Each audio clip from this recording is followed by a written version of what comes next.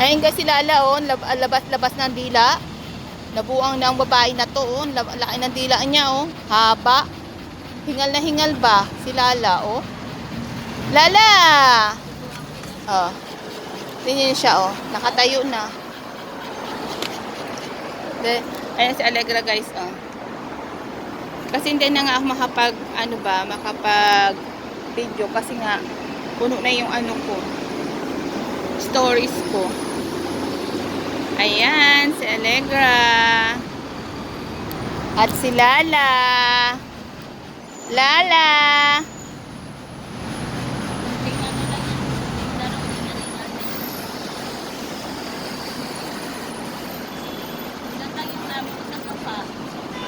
Hindi. Baka gusto mo matulog, maghiga ka dun sa kwarto nyo. Ah.